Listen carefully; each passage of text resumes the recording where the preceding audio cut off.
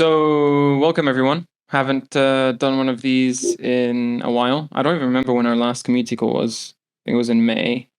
A lot of things have happened since then for us, maybe a little less for you. Things have been gearing up recently, by the way. So, I hope. I've seen more of you come out of the woodwork. I wouldn't say woodwork; it makes you sound like bugs, but you've been appearing a little more recently from the summer holidays. I know we were off. So it's glad to see a lot of familiar names in the audience. Paddy is probably not going to be here for this call. He might be here, but in that case, he will be late. So we can keep our fingers crossed, I guess. He wants to be. He's traveling and he's running. He's caught up. Absolutely, he wants to be. So yeah. Due to that, we've removed a point from the agenda, which was the Minimask demo that he wanted to do. So don't worry, he'll do that at some dev call next week or the week after. I'm not sure. We'll see about that, or maybe later. Anyways, in the meantime, I've said everything. Hugo, do you want to give an intro, or do you just want to get right into the call? No, I'll kick off. I mean, I'll give an intro and then we'll get into the call. So firstly, hello everybody, welcome. Thank you all for joining. I see lots of familiar faces, but lots of new faces as well. So I really appreciate that. For those of you've seen a lot of these before, you'll see that my background is not my normal dark green nowhere background. It's because I'm actually in London at the moment, and I've just been at Zebu Live. I was on stage on Tuesday for the opening of that. Very good reception we had, and that was really interesting. I mean, I think when you go to crypto events regularly, you get a sense of how the landscape is changing by who is there, what's being discussed, who's sponsoring it, who's disappeared, and all of that kind of stuff, I think. And I think that it was notable that this year there was no neon, there was no memes, there were no NFTs in sight anywhere, pretty much. And it was all about infrastructure, regulation, AI, and stable coins. And I think that it shows in many ways that I guess the market is and the industry is still continuing to mature and to grow up, and there are sort of bigger institutional players coming in to have chats about how blockchain can sort of help transform what they're doing. Which again, I think is all music to our ears, really. I mean, as many of you know, we've been building for a long time. It's a slow process, but as we say, building a stone house on granite rather than a straw house on sand. Hence why we're still here, and many other projects have disappeared along the wayside. So, and the conversations we're having are getting more and more interesting. I think that we are absolutely I've got more and more sort of convinced of it yesterday in conversations. We're uniquely positioned as a layer one with a USP in terms of the form factor that we have. So as form factors shrink, as with every sort of technological advance, being able to get into the hardware and the chip level is going to be a fundamental point of difference for us. And we'll really set ourselves up against the myriad of other L1s that are competing against the likes of Bitcoin and Ethereum, because we have a unique position there. Also, I think the talk that I was on was about DeFi, as in the DeFi as in AI agents, as agents for trading, specifically for retail traders, but also for institutional traders, and sort of the way that it's going to completely transform how markets are approached, and the fact that it'll no longer be manual trades, it'll all be automated prompts into AI agents operating instantly rather than over time, and all that kind of stuff. It'll have lots of different knock-on effects. It'll sort of democratize sort of the knowledge gap between retail investors and sort of institutional research desks. But also it will remove sort of inefficiencies within the market. So again, when something gets spotted, I took the example when I was talking about, if you take GameStop and the short squeeze as an example, that took place over a few months of sort of social interaction, social cohesion to actually make that move. Because people could see there was an opportunity for a short squeeze. Whereas now, if you replayed that in today's world and tomorrow's world with AI agents, that kind of opportunity would literally take place instantaneously. So all the agents would see an opportunity, they'd all go at it, and then effectively it'd be like a flash squeeze and then a crash back down again. It wouldn't take sort of a few months to do that. And so all of these things are going to get sort of compressed down in a huge way.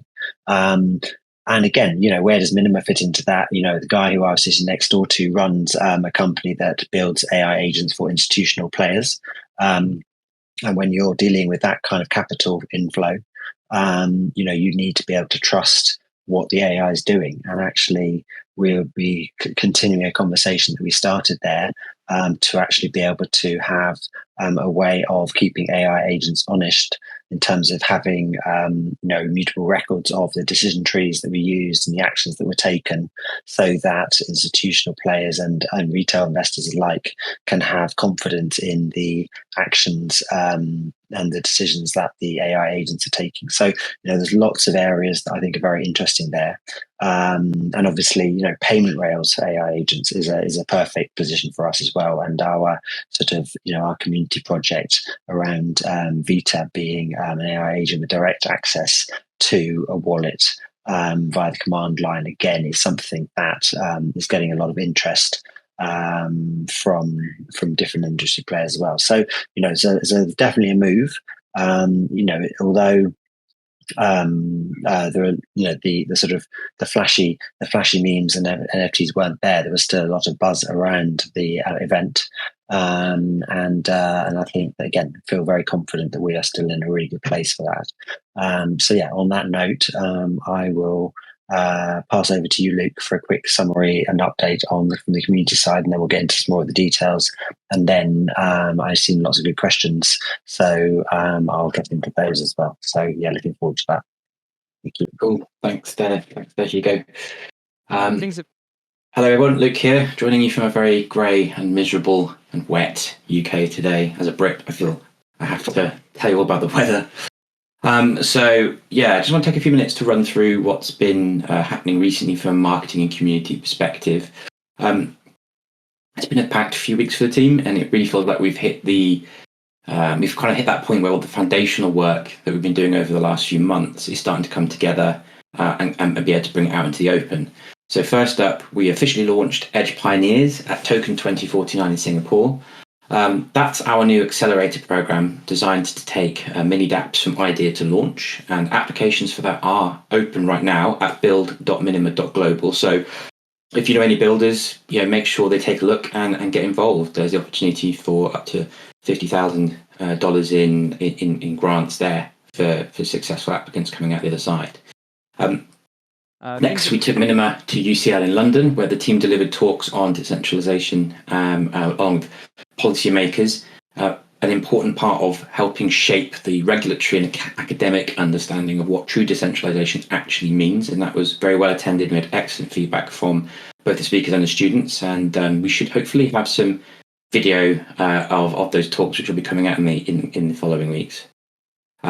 Then, of course, as Hugo mentioned, we had Zebu Live this week, which was also in London, where Hugo and some of us in the team were out in force. We met with dozens of projects, investors, founders, and Hugo gave a great talk about the importance of keeping AI agents honest, using tools, I should say, like Integritas to ensure trust and transparency in this new era of autonomous systems. On the community side, we recently polled everyone on the direction we should take with our DEX development, whether we go fully decentralized or take a more user-friendly app-based approach. The results were really close. 44% voted for full decentralization, and 56% went for a more UX focused option. That balance actually tells us a lot and is exactly the kind of feedback that we were wanting to help guide our roadmap. So thank you to everyone that took the time to respond to that. We also saw the first, tripping over my own tongue. We also saw the first release of Omnia using the ThunderPay demo mini dApp to demonstrate real payments being sent across the L2. Partner institutions have already been running small-scale transactions, and we'll be capturing the first sort of proper large-scale ones soon, and we'll be getting you involved in that. Another major milestone then is our partnership with Fetch.ai, which went live, and it wasn't just an announcement. We actually were already fully integrated there with launching Integritas as an agent on their platform, and that's available right now. It's a perfect example of Minima tech in action, and we'll be doing more with Fetch in terms of cross-marketing with their team in the coming weeks to expand our reach into their reach further. Looking ahead, we've got some big announcements coming, especially around the chip. It's been a bit of a mission actually getting all the various PR departments involved aligned across all our partners, but we've kind of got that to where we need to be now, so you can expect something early next week, to keep an eye out for that. And then looking beyond that, there are several other projects maturing very nicely actually behind the scenes, and we'll be marketing those before the end of the year, all in line with what we outlined earlier in the year in our roadmap. I'll let the rest of the team kind of share more on those, but the key message I would say is this: that momentum is strong and it's only getting stronger. So thanks to everybody in the community. Your feedback, engagement, and support really are what kind of drives this all forward. So yeah, thanks very much. That's everything from me. Cheers. I cover it. Thank you, Luke. I'm just going to take over real quick. So I just wanted to say, sorry, Hugo, you said we were going to move to questions pretty quickly, but we did forget to mention lots to cover before that. Yeah, don't worry. We'll cover off all that stuff first, and then we'll get to questions. Okay, So yeah, so getting into a bit more detail from what Luke was talking about, and again, I think I know that there's a lot of sort of understandable debate in the community about keeping to timelines and everything like that, and we are very conscious of that. We do work very hard to try and be as realistic as we can, but I think that I'm confident to say that the timeline and the deliverables that we have outlined in Q4 are well within reach, and we're making really good progress with that. So a couple of quick updates. So the stablecoin is making good progress. This is going to be a bridge to USDT, and it will be collateralized by USDT reserves.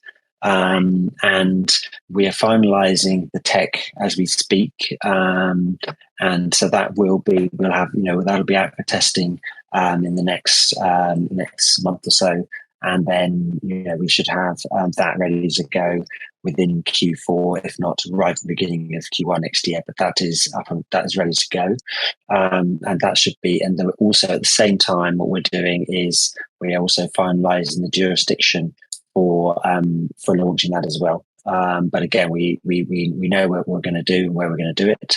So once that's all finalised, then we'll be able to announce that to the community as well. So that's all making really good progress. Obviously, the stablecoin is going to be important for lots of reasons, not least for the DEX that we've got coming up, but also for our enterprise clients as well. And it'll also be obviously our first stablecoin on Omnia and ThunderPay mini dApp as well. So that'll be the first way that that we'll be able to have a stable coin on the L2 network, and I'll come on to a bit more detail on that in a second as well. So that's all we're making very good progress on that.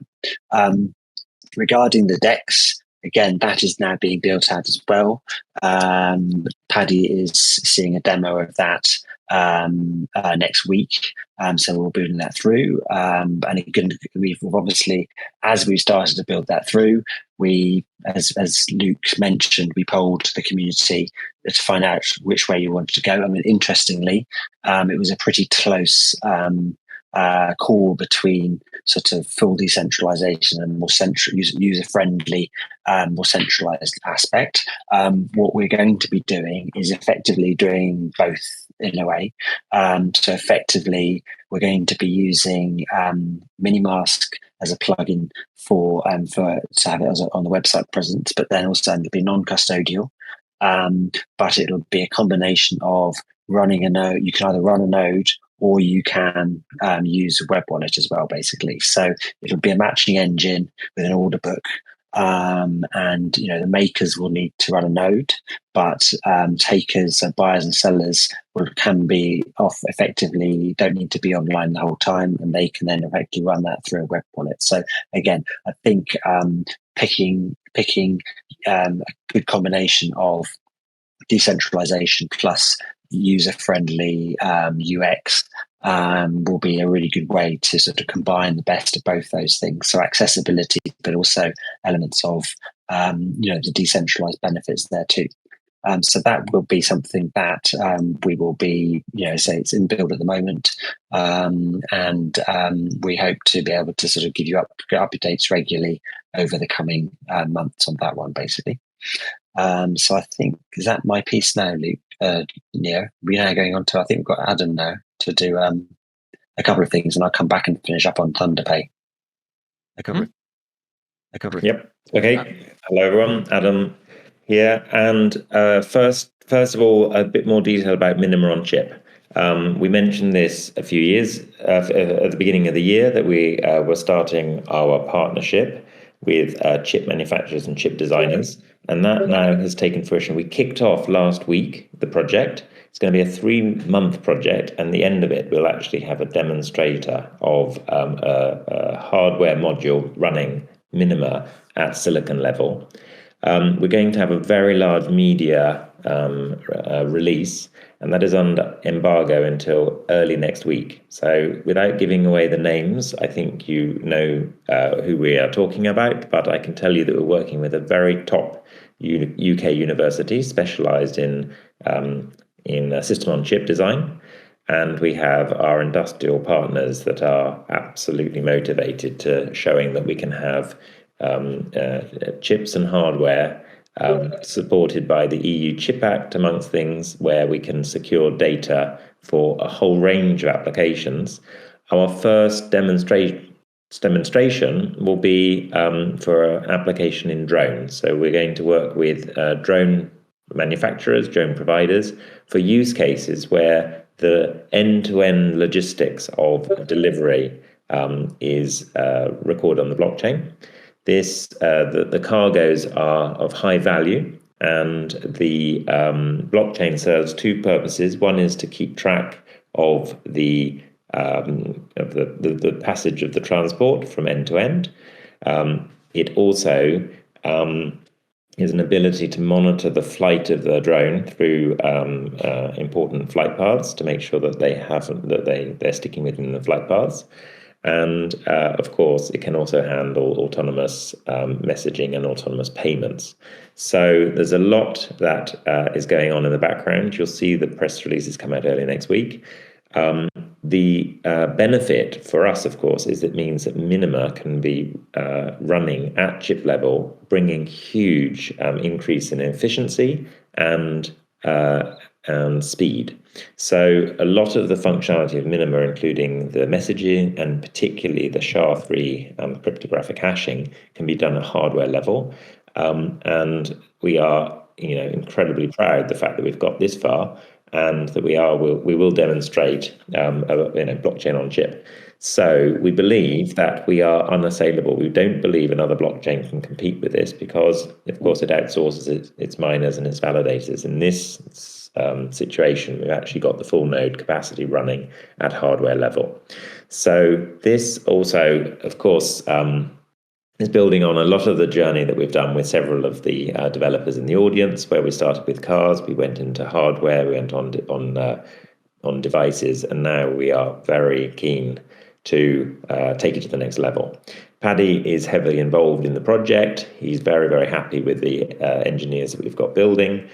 We've got a very diverse team, all from system on chip designers, coders, and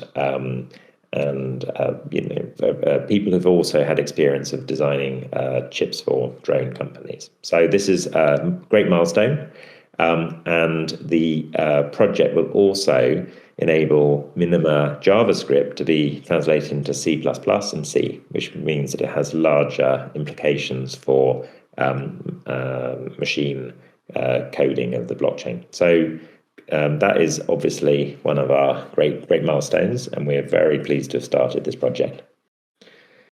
So more to come. I was away a couple of weeks ago in Singapore and attended Token 2049.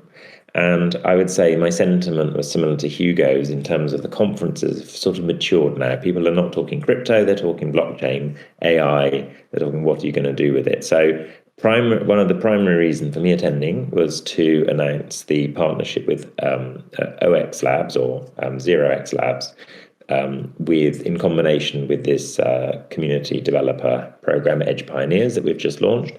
And OX Labs is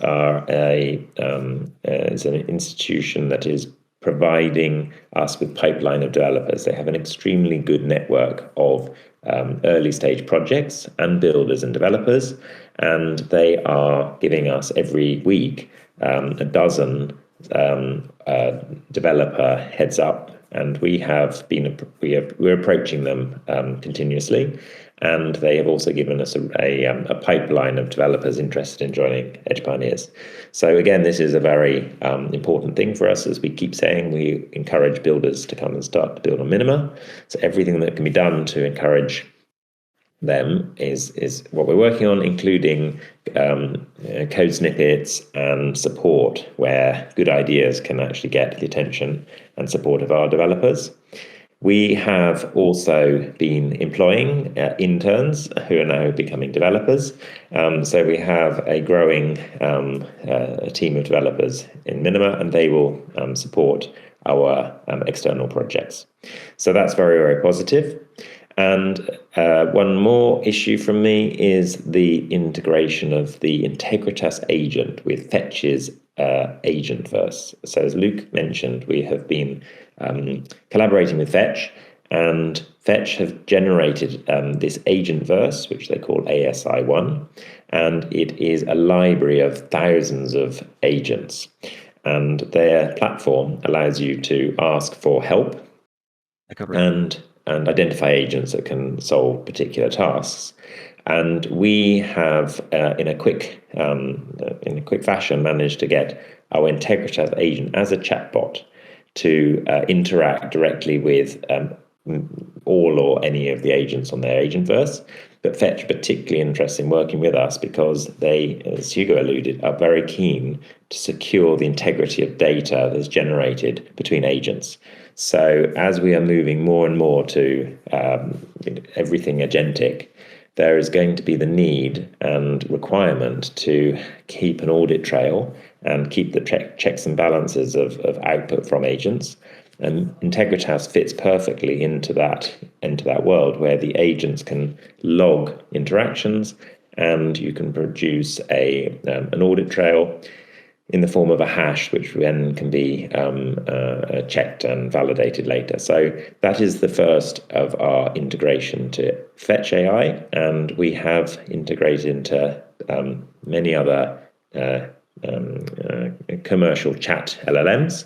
And over the next 3 weeks, we will be announcing integration with very well-known and very large chat LLMs. So all of this is just proof that the industrial partnerships that we have had forces and moves the needle in terms of building the tech to meet the demand. So it's been very rewarding to see that these partnerships have generated tech that is now available as commercial products. So very happy to report on that. Thank you. Thank you, Adam. Hugo, onwards to the Thunder update, I believe. Yeah, so Thunder, absolutely. So you hear me. So yeah, Thunder is the payment mini app on Omnia. Just to give everyone, if they sort of are still wondering what Omnia is our layer 2 scaling solution. So it's a upgrade to the Bitcoin's Lightning network. It's the L2 implementation. And there are a number of benefits for Omnia over the current Lightning network. I mean, at the moment, up until now, for a long time, you've only been able to transfer Bitcoin across the Lightning network, but they've just brought in something called Taproot assets, which means that you can convert a token into Bitcoin that then gets transferred across the network, then gets transferred the other end to the token again. So you can effectively use Bitcoin on the Lightning network to transfer other tokens across it. However, the L2 network enables native tokens to be supported. So that means that you don't need to change the tokens either end. You can actually send a Minima token as a stable coin directly straight from one side to the other, basically. This is a lot more efficient and a lot easier to deliver. And so it's something that we believe will actually be very interesting to organizations that are starting to look at the Lightning Network for off-chain transactions. And notably, Tether is one of the major companies that is starting to look at Bitcoin Lightning Network for their to actually scale the number of transactions that they can do. And effectively, Minima is the first ever implementation of the upgraded version of the Lightning Network, called the L2 implementation. And we now have this up and running peer-to-peer. We did an initial demo of it a few weeks ago, and we're now working, as Luke said, with a couple of institutional partners. One is an EMI in the UK, and one is a stablecoin issuer in Africa. And we did our first small transaction this week, and our plan is to expand that out so we have actually a much bigger transaction that we can then record, film, and create some content around to show to you all and to show to the general public. And I think that could be something very interesting. It's going to be, these institutions have been working hard with us to make this work because they are genuinely interested in using it for their businesses. And this is cross-border transactions, huge transactions that are, very, very cheap. I mean, in fact, it literally just costs to open a channel is an on-chain transaction, to close a channel there's an on-chain transaction, but after that everything is a free transfer cross-border. It takes a matter of seconds, so very, very exciting. And so we will have more to share on that very soon. I think that I think you'd have seen a video potentially from Paddy that was published a few days ago. It actually had an amazing traction, over sort of 30,000 organic views already. And that is not paid for. Literally, that was organic. So people sharing between themselves, which gives a very good explanation in layman's terms about his vision for that. So if you haven't already watched it, I urge you to go to our YouTube channel and look at that, because it really is very good. Or if you have watched it, then send it to your friends who don't understand what Minima is about, and hopefully I think that will really help bring them to the understanding of that as well. We've been using it with our investors and it's gone down very well.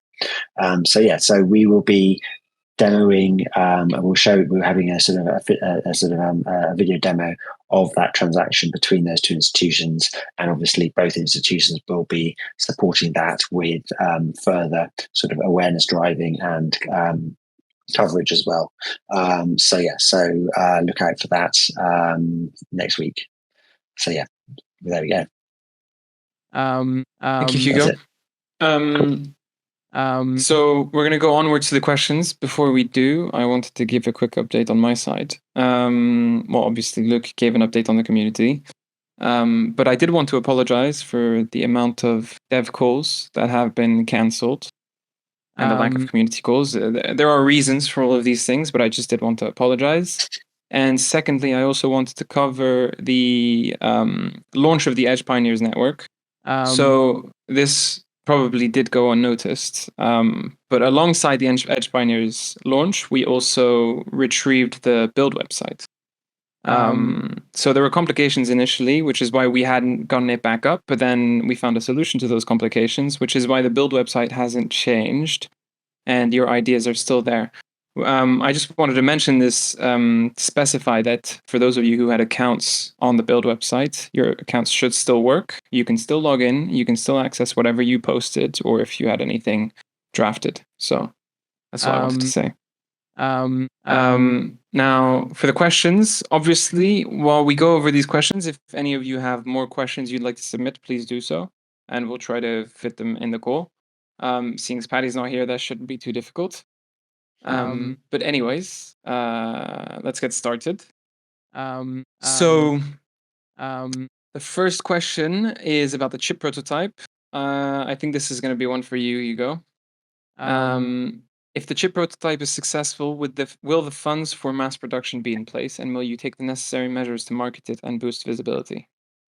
Yes, I mean, so absolutely. I mean, basically, as always, it's sort of, I mean, it's not even chicken and egg. We need the prototype to start the conversations. I mean, as I say, as the interesting thing is that, and again, something that we've seen a lot with both Adam and I seen in the meetings that we've had at events over the last month or so is that investors are now looking at actual real world use cases. They're just not looking at sort of Ponzonomics or anything like that. They are literally looking at how is revenue going to be generated and where is that going to come from. So as we move to the chip prototype, then we move into a whole new era of the conversations that we can have with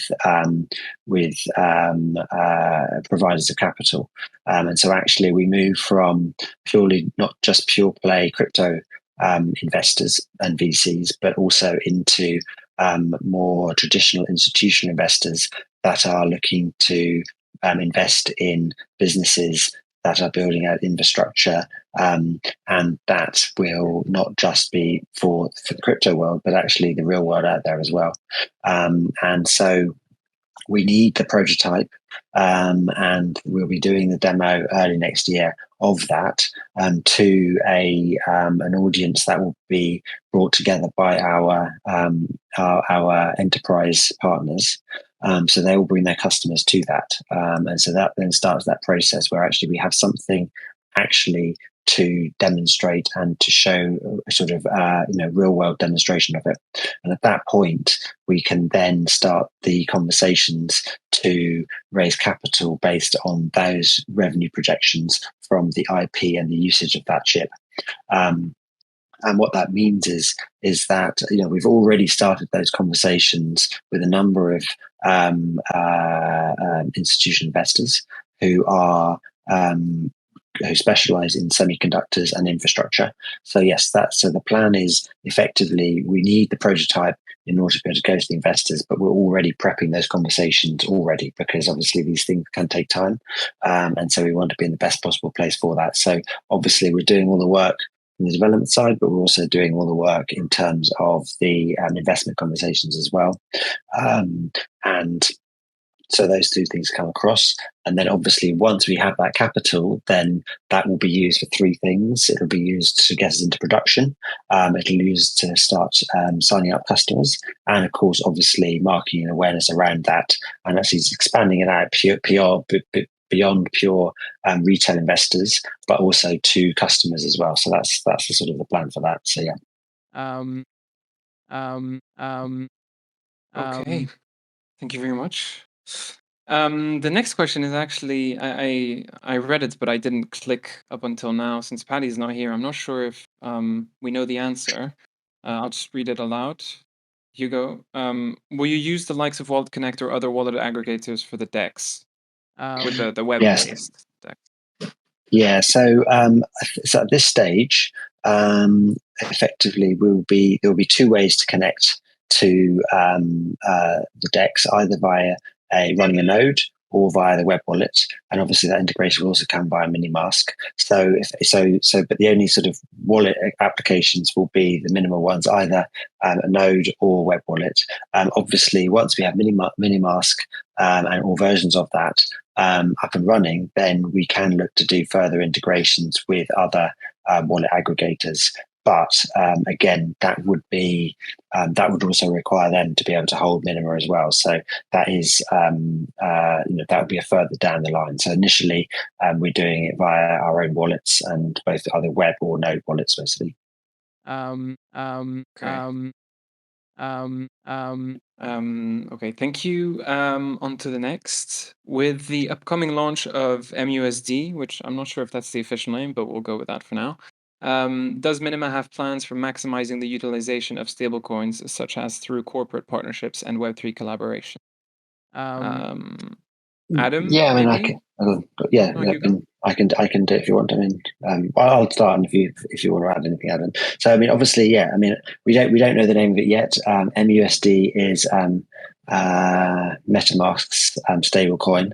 So, I think we'll probably come up with a different ticker for that. But again, so that's something else. But I mean, obviously, having a stable coin will open up to a whole load of different conversations, both within, as you say, corporate partnerships and Web3 collaborations. I mean, obviously, I think we will obviously want to be concentrating on our USP, and that's our form factor of being a full node at the edge, because that is where we can be different. There's a lot of competition out there with multitude stable coins all operating in a similar way. We have the ability to actually be able to have a stable coin running at the edge on devices, and so that's where we'll be concentrating it. Okay. Well, I think you covered that question. Are there active discussions or timelines for listings on tier 1 centralized exchanges beyond current availability? Yes and no. And yes, there are active discussions. No timelines we haven't been given yet. I mean, as sort of we've talked about in the past, these conversations they're ever changing. The exchanges change their sort of onboarding criteria as the wind blows. But as I say, we have got active conversations with top tier exchanges. They're looking at various things like fundamentals, which is really good for us.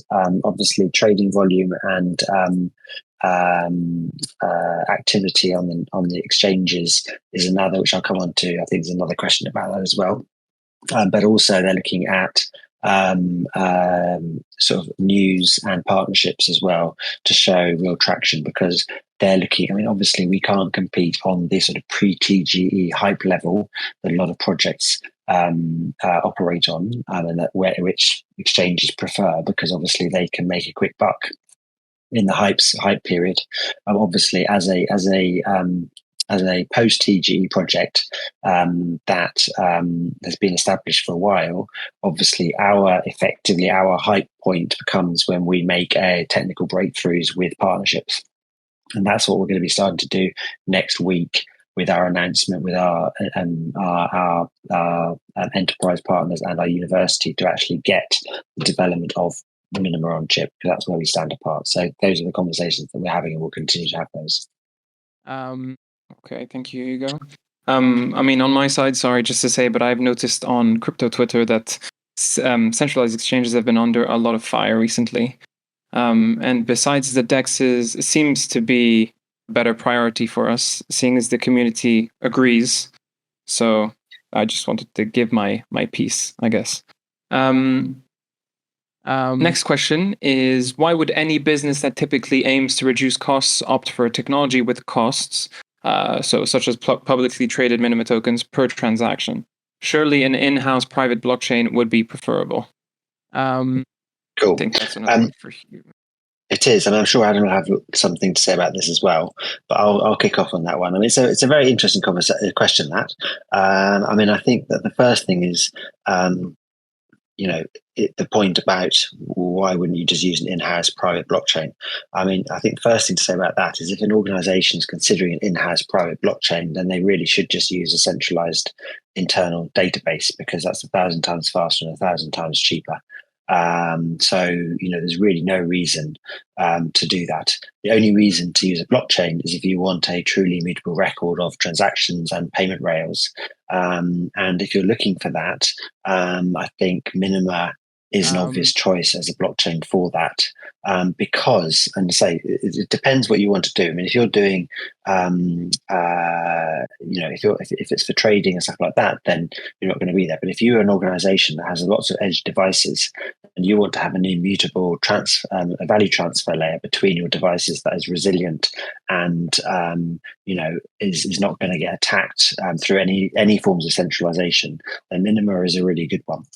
Regarding costs, on a number of levels, the specific thing about Minima is because every device is effectively a miner on the network. So you can effectively doing the construction and the validation of the chain at the edge. All of the costs of infrastructure for centralized entities and organizations get moved to the edge and get to move to the devices that already exist. So you don't have an organization that has to run any centralized infrastructure for that. And the other point as well, compared to all other blockchains, is that the fees that you pay miners and stakers on other blockchains could put up the price for transactions across the network. When other blockchains get busy, then their fees go up. So whereas with us, that we know very, very, very, very low fees. I mean, there's only fees on chain when the blocks are full, and then that's just to prioritize your transaction. And if you're going off chain and you're on the Omnia network, so our L2 network, all you need is an on-chain transaction to start a channel, and then you can have as many transactions between two parties as you want, and then costlessly. And then obviously when you close the channel, you do one on-chain transaction. So actually the costs are minimal on every level, both on an infrastructure level and on a price level. So, it's never a challenge. If you're talking to an organization that truly wants decentralization, if you're talking to an organization that actually could just use a SQL database, then we do generally say to them, go and use a SQL database, because you actually don't need the level of decentralization and resilience that we can offer you. And there's lots of benefits to a SQL database, but if you're looking for the benefits of a decentralized network, then that's where we come in, basically. Okay, great. Thank you, Hugo. Starting to talk more and more like Paddy. That sounds good. Beyond next and last question on the list that I have. Beyond exchange listings, what mechanisms are being prioritized to prevent shallow order books and ensure robust trading volume? So we're very conscious of this, and this is something that we are looking to address. We're doing a couple of things. We added a new market maker to the mix last week, and we are we're reviewing that on a daily basis, and we are looking at how they're doing. We think they're doing a good job of improving things, but we will be looking at that sort of actively over the next coming weeks. Obviously, we'll be doing all of the things around driving awareness and excitement around Minima and its partnerships and the progress that we're making in those areas. So that's another area, and then obviously. We have in place our Minima success framework, which is looking to drive token holder value as we roll out our first revenue generating product, which is Integritas. It's always a balance of how to sort of keep the business sustainable by bringing revenue in, but also using some of that revenue carefully and tactically to actually bring token holder value. So just to sort of go over that, with Integritas, it's charged on a subscription model and it's paid in fiat or stables. But then a proportion of these subscriptions will be used to buy Minima from the open market, and then they will be used for the API calls. So you're creating effectively buy pressure. Any unspent Minima at the end of the month will be burned, And this also then reduces the supply, and then also any spent minima for those API calls will be used, then we put into the Maximize fund to fuel the yield on that side of things. So effectively what you're doing is we're creating a direct link between platform usage and value for Minima token holders. So again, there's never one perfect answer, but we've got lots of different levers that we're pulling and aiming to do that. So we're very conscious of that. We have sort of different team members are focusing on different parts of the business.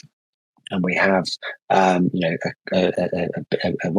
part of the team that is very focused specifically on that as well. So that is a big focus for us as well. Great, thank you, Hugo. Luke, I assume you haven't encountered any additional questions since the poll started. There's one question, which is probably more for me than anybody else. It says that many community members are complaining that they feel that our marketing efforts are insufficient. In that they, like, I guess they kind of want to see us marketing more to crypto Twitter and things like that. And I think what I'd say to that is there's pure crypto marketing that works really well when you're heading into a TGE, and we did that in spades. But it's similar to what Hugo was saying, once you go past TGE, then it becomes more about what it is you're selling. It can't just be about the token. It can't be about a white paper and a dream. It's about real, tangible things. And obviously for us, it's quite... these things are starting to mature now, but they've always been longer-term things. And now it's more about products and how we actually market the products rather than the tokens specifically. And you're starting to see that with Integritas. Of course, that's much more sort of business-to-business marketing as opposed to business-to-consumer. But also with the chip and the partners we're starting to work with, you'll start to see us marketing those more heavily, developing the narratives that sort of support those pieces of work. And we're laying the groundwork for those narratives now. And we actually put out a video a few days ago, I think it's 5 days ago now, which was actually about the digital cash peer-to-peer payments narrative that goes hand in hand with Omnia and the ThunderPay demo and the product we're looking to bring around that. And that's done really well. In fact, we've had over 22,500 views in 5 days on that particular video. And that's the kind of marketing that you're going to start to see building up. It's trying to get a groundswell around what we're doing. And then that will lead into the development of the marketing specifically for the products, and then marketing hand in hand with the partners that are utilizing things like the chip. Because do keep in mind that Minima itself is not necessarily the product. It's what our partners go on to do with Minima, with the things that we produce. That will be the sort of the customer facing or the business to consumer products. Much like your mobile phone. If you buy your mobile phone, it's full of other companies' technology, but you're buying the Apple or the Siemens. You don't really know, or the Samsung. You don't understand necessarily what's going on inside. And that's kind of where we sit in, but you're going to see a lot more of that sort of video content and supported content coming out in the near future. I don't know if anyone else wants to chip in on that particular question at all. Just to say that our media agency that is producing the latest videos, they're very keen to have a continuous stream of educational content. So we're going to provide more videos, more schemes and more explainers, so that the individual tech that is the full Minima stack is going to be accessible and hopefully drive awareness.